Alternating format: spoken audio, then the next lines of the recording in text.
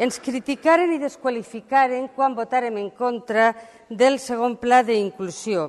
Sí que l'havien llegit, senyor Albert, i els recursos, ni els econòmics ni els humans, han anat a resoldre el problema que ara ens ocupa. La seva consellera de Benestar Social, evidentment, després de mesos marejant la perdiu, el 18 de juny tragué una ordre per tal d'assegurar l'atenció a menors en situació d'especial vulnerabilitat durant l'estiu sense una proposta concreta d'actuació, sense un disseny integrador i inclusiu d'escoles d'estiu, ja que no contemplava, o almenys explícitament no ho feia, ni els menors víctimes de violència de gènere, menors que conviuen amb famílies educadores que resideixen en centres de la Generalitat, ni menors amb discapacitat. Tots ells, al nostre entendre, susceptibles de ser beneficiats per aquest tipus d'escoles d'estiu que els haurien de millorar les seves condicions de vida també en l'estiu.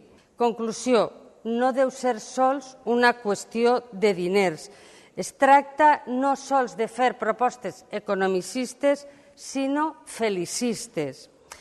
Miren, vulnerables som o podem ser tots i totes.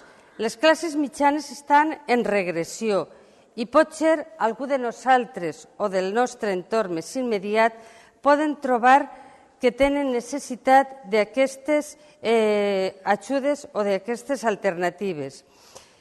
Ni que siga de forma egoista, reflexionem.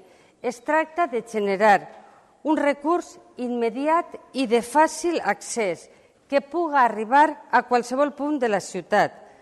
L'ordre de la Conselleria, davant la qual nosaltres ens posicionem en aquesta moció, estem parlant d'això, al nostre entendre és parcial, tardia i ineficaç, economicista, irresponsable perquè passa la responsabilitat directament als ajuntaments. Estic acabant, senyora alcaldessa. Poc imaginativa, burocràtica i, per tant, dissuasòria. Continuarem parlant després. Gràcies, senyora alcaldessa. I per altra banda, i el més greu és el que li dic, no s'ho ha llegit, perquè me pot dir vostè on fica que estan excluïts els ajudes a menors víctimes de violència de gènere? On estan excluïts els menors amb discapacitat?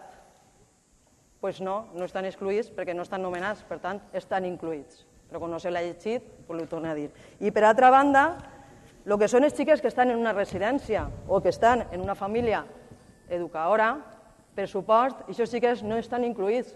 No estan incluïts perquè en la residència se li dona tot, pel temps lliure, per l'oci i per l'alimentació, tot el que necessiten.